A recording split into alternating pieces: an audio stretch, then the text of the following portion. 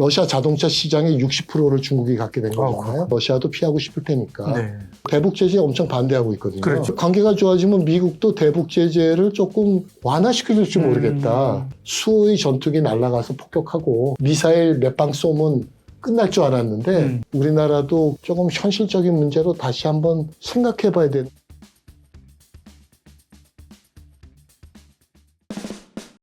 우크라이나 전쟁의 종식이 국제 질서에 어떤 영향을 미칠지에 대해서 한번 여쭤보도록 하겠습니다. 엄구 한양대 국제대학원 교수님을 모시고 우크라이나 전쟁 종전 전망에 대해서 말씀을 들어보고 있는데요. 자, 우선 무엇보다도 아마 우크라이나가 유럽에 있으니까 우크라이나 전쟁은 가장 직접적으로는 유럽의 질서에 가장 큰 영향을 미칠 것 같은데요. 향후 어떤 영향을 줄 것으로 보십니까? 아마 이제 지난 3주 동안 트럼프 외교에 저는 소용돌이란 말을 표현하고 싶은데 이제 예기치 않은 외교적 행동이죠. 특히 아마 제일 놀란 거는 이제 유럽이었을 것 같고 그러니까 지금 이제 긴급 유럽 정상회담이 많이 지금 시급히 열리고 있고 지금 앞으로 우크라이나 종전 또는 종전 이후에 유럽의 활동을 방향을 지금 재조정해야 된다는 많은 이제 논의가 있습니다. 지금 이제 유럽은 이번 우크라이나 종전 협상에서 유럽의 의견이 배제됐다는 것 외에도 지금 관세 문제의 갈등을 지금 관세 전쟁을 치러야 되고요. 그렇죠.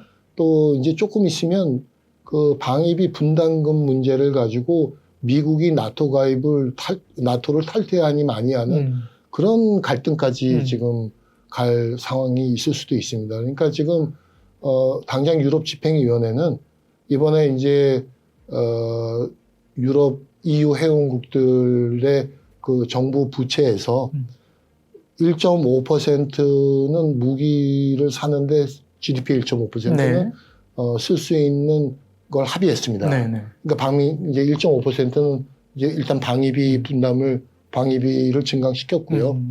또 지금 이제 마크롱 대통령을 중심으로 유럽 자체 방위군 문제도 논의하고 있고 또 우크라이나가 앞으로 안전 보장이 어렵다면 프랑스가 핵우산 제공 문제까지 지금 다각적으로 논의하고 있습니다. 그러니까 이제 유럽 안보 체제에 대한 영향은 역시 미국과의 갈등 문제 또 러시아 위협의 상존 문제라는 두 가지 축 속에서 움직일 수밖에 없는 이제 그런 상황이 됐습니다. 그럼 유럽은 어떤 행동을 할까? 역시 투트랙을 할 수밖에 없을 것 같습니다. 이제 하나는 미국과의 협상도 유지하고 달래보기도 하고 또 싸워보기도 하고 하는 미국과의 관계 유지 전략을 쓰면서 또 하나의 전략은 역시 유럽 자체의 방위 시스템 문제. 미국이 역할을 줄이더라도 유럽의 안보 문제를 해결해 나가고 러시아의 위협 문제를 방어할 수 있는 이제 그런 이중 트랙의 행동을 이제 지속할 수밖에 없는 이제 그런 행동을 할 것 같습니다. 그렇군요. 자, 그리고 또 하나가 이제 중국 관계가 또 가장 관심을 끄는 주제 중에 하나인데 이번 우크라이나 전쟁 때문에 중국과 러시아가 굉장히 긴밀한 관계를 유지하게 됐고 그게 미국 입장에서는 굉장히 불편했을 거란 말이죠. 푸틴을 달래면서 우크라이나 전쟁을 끝내고 러시아와 관계를 가깝게 가져가려고 하는 이 트럼프의 의도가 결국은 중국을 염두에 둔 것 아니냐 이런 분석도 나오고 있습니다. 어떻게 봐야 될까요? 트럼프 대통령이 그렇게 미국에게 조금 양보하는 그런 입장을 보이는 의도가 뭘까? 물론 이제 직접적인 의도는 이게 공약 사항이었고 또 지금 정권 초기에 본인의 어떤 외교적 성과를 이제 과시해야 되니까 조금 서두르는 측면도 있어는 보입니다. 근데 그 진짜 의도는 역시 트럼프는 지금 중국과의 지금 경쟁에 집중해야 하니까 지금 굉장히 밀착되어 있는 이제 중러 간의 관계도 보고 또 러시아의 갈등에 또 힘을 분산하는 거를 조금 줄여서 이제 중국에 집중하기 위해서 그런 것 같습니다. 그래서 지금 얘기가 나오는 거는 이제 과연 소위 요새 이제 유행하고 있는 여키신저 러시아를 중국에서 거리를 띄워서 중국의 힘을 좀 고립시키는 좀 그런 의도를 갖고 있는 거냐 또 그런 의도를 갖고 있다면 그런 효과가 좀 나타날 거냐 하는 데에 많은 사람들이 좀 관심이 있는 것 같습니다. 역시 그런 의도가 있을 거는 같습니다. 네. 미국이 중국보다 우세하다면 좀 군사력이 우세한데 러시아가 이제 군사력을 보완해 준다면 중국의 힘은 굉장히 센 거니까. 그렇죠. 특히 지금 뭐 정확한 개수는 모르겠지만 중국의 핵무기가 300기에서 한 500기쯤 된다고 네. 알려져 있는데 역시 이제 미국이 갖고 있는 뭐 3,000여 개로 비교하면 역시 이제 그 핵의 비대칭성이 큰데 미국보다 핵무기를 많이 갖고 있는 게 러시아니까 네. 역시 그런 핵 대칭성도 줄일 수 있다는 이제 그런 장점이 있기 때문에 역시 이제 트럼프가 그런 의도를 갖는 건 이제 이해가 가능한데 이제 다만 이제 이번 우크라이나 전쟁이 진행되면서 러시아의 중국에 대한 경제 의존도가 굉장히 심화됐고요. 또 국제사회에서 고립되면서 이제 중국이 그런 글로벌 사우스 외교나 브릭스 외교 이런 데서 중국의 서포트가 러시아가 고립되지 않고 이런 글로벌 사우스 외교를 확대해 나가는데 큰 힘을 보태준 거거든요. 네. 그러니까 당장 신뢰 수준이 낮은 트럼프만 믿고 이제 그렇게까지 러시아가 행동하리라고는 네. 아마 많은 전문가들이 조금 부정적으로 보는 것 같습니다. 네. 근데 저는 개인적으로는 러시아도 중국에 대한 의존을 조금 줄이려는 의도가 있어 보이니까 일정 수준에서는 러시아도 외교적 자율성을 위해서 조금 미국과의 협력을 수용하거나 강화할 가능성은 있겠다. 네. 우선 나타날 분야는 경제 분야라고 보고 특히 이제 광물, 희토류 이제 이런 분야에서도 협력의 가능성이 있고 또 지금 서방 기업들이 특히 미국 기업들이 러시아에서 많이 떠났거든요. 예, 그렇죠. 예, 그러니까 그런 기업들이 러시아로 복귀하는 데에 트럼프 대통령의 조금 힘을 빌리고 싶은 생각도 있을 거다. 그렇군요. 예, 그래서 러시아 경제의 복원 또 경쟁력 회복을 위해서 일단 경제에서 미국과의 협력을 강화함으로써 지금 중러 간의 교역액이 2,400억 달러를 넘어선 거거든요. 네. 러시아 자동차 시장의 60%를 중국이 갖게 된 거잖아요. 그러니까 이제 그런 거는 이제 러시아도 피하고 싶을 테니까 네. 역시 이제 경제 분야를 좀 그렇게 할 겁니다. 다만 국제사회에서의 글로벌 사우스 뭐 러중 협력 또 브릭스 협력 SCO 협력 이제 그런 거는 역시 지속되리라 좀 그렇게 생각합니다. 그렇군요. 네. 그리고 요즘 보면 이 러시아하고 협상을 하는데 트럼프의 중동 특사 위트코프 특사가 자꾸 등장을 하는데요. 이것도 중동 질서에 어떤 영향을 미칠 것으로 이렇게 봐야 되는 거 아닌가 싶은 생각도 들고요. 예, 저도 굉장히 네. 의아했었습니다. 네. 그 리야드 회담에 역시 루비오 국무장관과 키스 켈로그 특사 러시아 우크라이나 특사가 참석하겠거니 그랬는데 네. 이제 스티브 위트코프 중동 특사가 참석을 했습니다. 네. 그래서 이제 이거는 좀 해석을 할 수밖에 없는 네. 문제인데 제 생각에는 이제 첫 번째는 역시 지금 트럼프에게 제일 현안이 두 가지인데 하나가 우크라이나 전쟁이고 하나가 하마스 전쟁이잖아요. 네. 그러니까 이제 하마스 전쟁 문제도 지금 굉장히 현안이기 때문에. 그렇죠. 근데 이제 러시아가 뭐 시리아, 이란 뭐 이런 여러 중동 국가 또 이스라엘하고도 상당한 협력 관계를 갖고 있는 국가거든요. 지금 유라시아 경제연합과 이스라엘이 FTA도 네. 맺은 국가이기 때문에 역시 이제 그런 러시아의 영향력을 감안해서 이번에 이제 좀 중동 문제에 대한 협의도 네. 이루어지는 거 아닐까. 또 이번에 그 30일 휴전 문제에 대한 그 협의를 지금 위트코프 특사가 이제 모스크바에 간다고 하는 거 보니까 그렇죠. 역시 점차 이 러시아 우크라이나 전쟁 문제, 중동 문제 이렇게 엮어서 위트코프의 좀 역할이 네. 뭐 커지겠다. 네. 캐시 켈로그의 역할은 좀 유럽과의 소통, 우크라이나의 소통 문제로 좀 한정되지 않을까. 좀 그런 생각은 듭니다. 교수님 지금 말씀을 들어보니까 하여튼 이 우크라이나 전쟁의 종전 문제가 국제적으로 아주 다양한 의미를 갖는 그런 이벤트가 될 것으로 이렇게 예상이 되네요. 또 북한에 대해서는 어떤 영향을 미칠지가 또 우리로서는 굉장히 큰 관심사 아니겠습니까? 네. 북한이 우크라이나 전쟁에 두 차례나 병력을 또 보내면서 러시아하고 상당히 가깝게 지금 관계를 유지하고 있는데 이 전쟁이 끝난다면 역시 북러 관계에도 어떤 영향을 미칠 것이고 남북한 관계에도 영향을 미칠 것으로 보이는데요. 어떻게 보십니까? 이번 전쟁 때문에 우리 외교의 가장 큰 타격이라면 역시 북러가 네. 혈맹 관계가 된 그렇죠. 겁니다. 그거는 이제 우리의 어떤 외교, 안보 이런 어떤 전략적 공간을 엄청 축소시켰을 뿐만 아니라 현실적인 핵 문제의 해결에 좀 어려움을 가중시켰기 때문에 네. 이 문제는 굉장히 이제 큰 타격입니다. 그러니까 저희 입장에서 보면 이제 1단계로 보면 이번에 미국과 러시아의 종전 협상에 북한군 철수 문제는 분명히 포함돼야 되겠다. 그렇죠.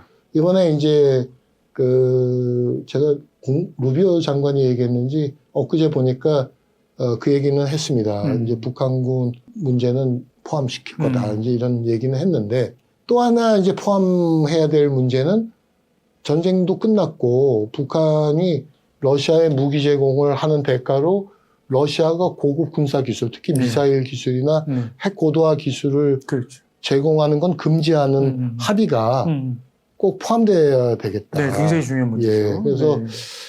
저희 지금 이제 국가가 좀 어려운 상황인데 그럼에도 불구하고 대미 전면 외교를 통해서 이 문제만은 꼭 포함되도록 우리가 꼭 시급히 좀 외교적 노력을 좀 해야 되겠다 하는 문제고요.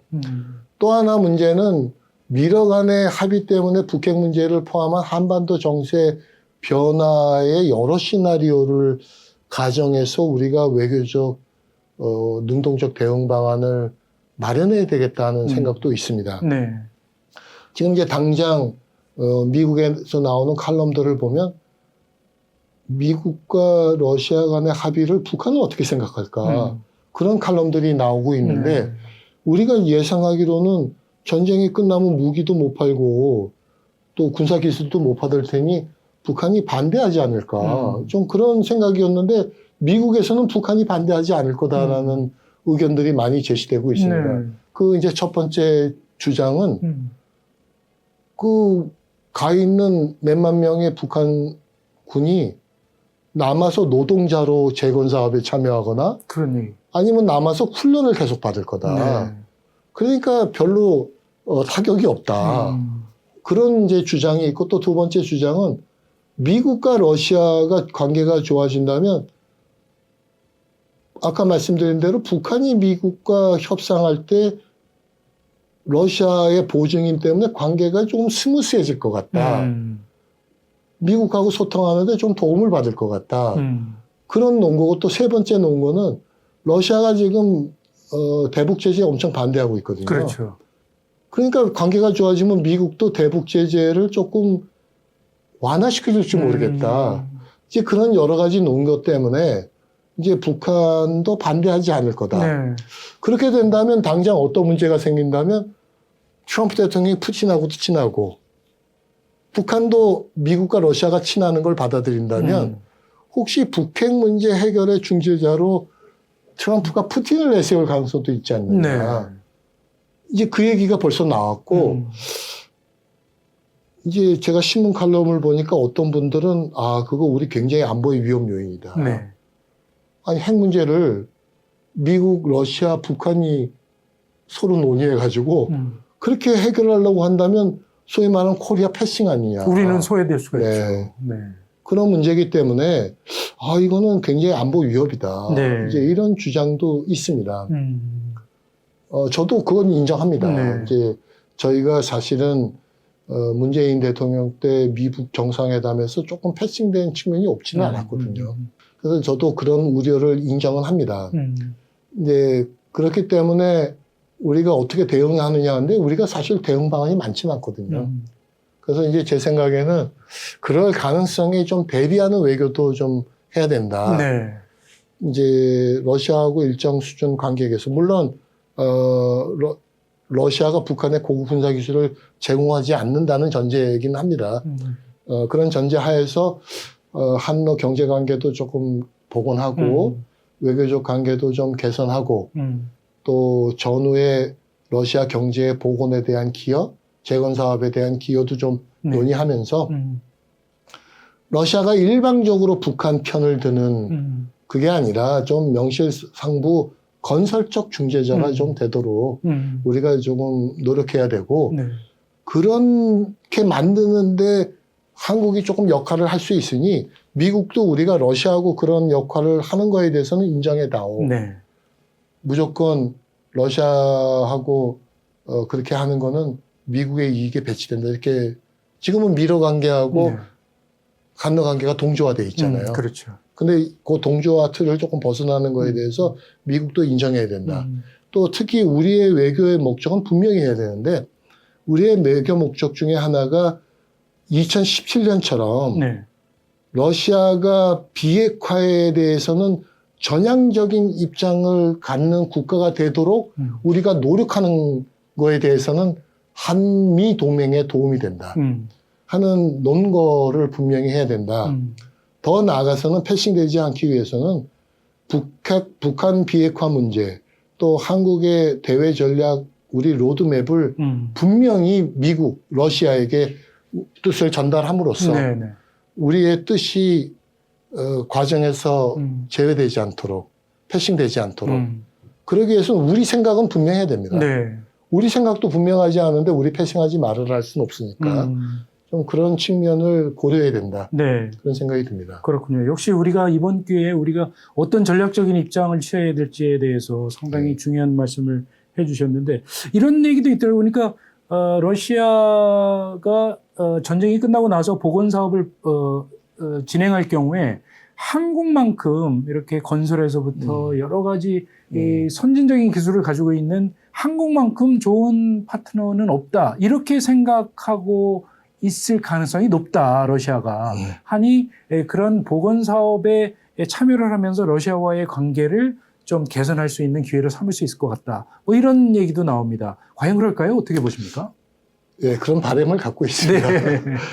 러시아가 정말로 그렇게 생각하는지는 봐야 되는데 네. 제가 이제 전쟁 기간에도 러시아를 다니면서 이제 어떤 느낌을 받았냐면 아 러시아가 한국은 놓치기 싫어한다. 그건 제가 분명히 느낍니다. 네. 그 무슨 말씀이냐면 지금 말씀하시는 것처럼 역시 한국과의 경제 협력의 이익이 적지 않다.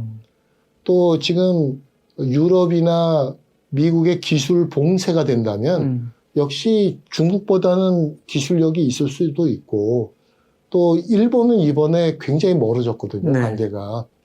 또 만약에 유럽으로 에너지 수출을 못한다면 역시 LNG나 이런 에너지 수입의 양이 많은 또 한국이 또 중요한 파트너이기 때문에 역시 지금 말씀하신 것처럼 경제 복원이 해야 되겠다는 생각을 갖고 있을 수 있고요. 또 하나는 복원 사업 말씀하셨는데 네. 역시 이제 우리가 이제 그런 말씀하신 인프라 분야 또 지금 그 인프라 중에 굉장히 중요한 부분이 통신망이거든요. 네. 또 이제 재건할 때는 과거의 수준의 이제 수준으로 재건하는 게 아니라 스마트화 시키는 재건 사업을 할 거기 때문에 네. 역시 저희가 또 스마트 분야에 또 강점이 있기 때문에 제가 그 점을 러시아에 좀 굉장히 좀 그런 우리 우위를 좀 강조하고 러시아가 좀 그런 필요성을 느끼도록 또 러시아가 북한과의 경제 협력은 별로 실익이 없고 네. 역시 한국과의 경제 협력이 러시아 경제 정상화에 굉장히 중요한 전제 조건이라는 걸 인정하도록 그런 외교적 노력 또 우리 경제 협력 복원 방안 네. 미러 관계의 수준에 따라서 어디까지 할 수 있고 우리가 뭘 하면 효과가 큰지에 대한 그런 구체적 보건 방안을 마련해야 된다. 그렇군요. 네, 그렇게 생각합니다. 우크라이나를 보면서 이런 생각도 듭니다. 역시 힘이 없으니 다른 나라, 예를 들면 뭐 미국의 그 운명이 맡겨지는 뭐 이런 딜레마도 처하게 되고 러시아에 대해서 많은 것을 양보할 수밖에 없어 보이고 이번 종전 협상에서 이런 그 우크라이나의 상황을 보면서 역시 자각 능력을 키워야 된다 이런 생각도 하게 되는데 우리가 어떤 교훈을 얻어야 된다고 보십니까? 뭐 지금 말씀하시는 것처럼 한마디로 약소국에 비해 냉혹한 국제 정치 그러니까 동병상련 뭐 이런 이제 요새 언론에 그런 얘기들이 많이 있습니다. 그건 뭐 절대적으로 공감할 만한 얘기인데 저희가 이제 교훈을 삼아야 된다면 제 개인적으로 첫 번째는 핵 억지력입니다. 이번에 러시아가 그렇게 국제법을 위반한 침략 행위를 했음에도 나토가 무기 지원을 하면서도 러시아 본토 공격도 못하고 왜 적극적인 대응을 못했을까? 그건 역시 러시아가 핵으로 대응할지 몰랐기 때문에 어찌 보면 저는 핵인질 됐다 이번에 우리가 전략적 핵 그리고 그것의 억지력 얘기를 했지만 엄밀히 말하면 전략적 핵이 아니라 전술적 핵, 실전 핵이라는 위협이 가시화된 전쟁이다. 그래서 저는 첫 번째 레슨이라면 한국이 과연 미국의 핵우산의 우리 핵 억지력 수준이 이런 전쟁 위기 시에 과연 어느 정도 효과가 있을지 자문해 봐야 되는 문제다. 뭐 저희의 뭐 전술핵 재배치 문제니 뭐 이런 문제에 대해서 굉장히 논란도 많고 또 이견이 있는 건 저도 인정하고 저도 뭐 분명히 이래야만 된다는 입장도 저는 물론 아니긴 합니다. 그럼에도 불구하고 바이든 정부 때 저희가 합의했던 뭐 여러 가지 뭐 차관보 수준의 정례 뭐 회의 뭐 또 전략적 무기의 순환 배치하는 정도는 저는 조금 미흡한 수준이라는 솔직한 심정은 갖고 있습니다. 그렇군요. 뭐 원자력 협정 재개정 수준이 될지 전술핵 재배치 수준이 될지 모르지만 정말로 우리 정부가 핵 억지력의 수준은 생각해 봐야 된다는 거고요. 두 번째는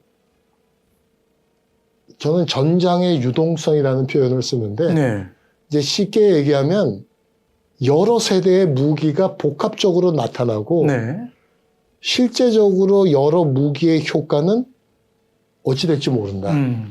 사실은 이제 러시아가 전쟁 초기에 빠르게 이길 거라고 생각한 거는 수의 전투기 날아가서 폭격하고 미사일 몇 방 쏘면 끝날 줄 알았는데 러시아가 제공했던 과거에 S-300 방공망이 굉장히 뚫기 어려워서 전투기 공격이 쉽지 않았고 그러다 보니 대부분의 무기가 드론 공격이 됐고 무인기 공격이 됐고 우리나라도 그런 새로운 이제 무기 효과에 대해서 잘 생각해 봐야 되는 문제가 생겼고 또 장기전이 되면 어마어마한 155mm 포탄, 미사일 이렇기 때문에 심지어 2차 대전 때 쓰던 100리탄 집적탄부터 초음속 킨잘 미사일까지 혼용해서 나타나는 전장이 되기 때문에 우리가 그런 어떤 재래식 무기의 운용, 배치, 또 실전 훈련 그러니까 군이 이런 전쟁의 위험에 대해서 조금 현실적인 문제로 다시 한번 생각해 봐야 되는 문제 아니냐. 이번에 그 우크라이나가 지금 소위 말하는 드론 100만 대 이제 생산까지 간 거잖아요. 이제 그런 문제를 좀 고려해 봐야 되겠다. 그런 문제고 이제 세 번째가 아까 선생님도 말씀하셨지만 역시 국민들의 자강 의식이라는 게 굉장히 중요하다. 네. 지금 우크라이나 전쟁에서 지금 우크라이나가 조금 불리해지고 있는 여러 요인이 있지만 네. 그 요인 중에 하나가 젊은이가 없는 겁니다. 네. 네. 지금 1,000만 명이 유럽에 나가 있는데 많은 젊은이들이 나가 있는 거거든요. 그래서 정말 열심히 싸우는 애국자들도 많이 있지만 역시 국민들의 어떤 자강 의지라는 게 굉장히 중요하겠다. 네. 그게 교훈이다. 그런 생각이 그렇군요. 듭니다. 참 여러모로 이번 우크라이나 전쟁은 우리에게 생각해야 될 부분들을 많이 안겨주는 것 같습니다. 자, 지금까지 엄구호 교수님을 모시고 우크라이나 전쟁의 종전 전망과 대외 질서에 미치는 영향에 대해서 들어봤습니다. 교수님 나와주셔서 감사합니다. 잘 들었습니다. 감사합니다.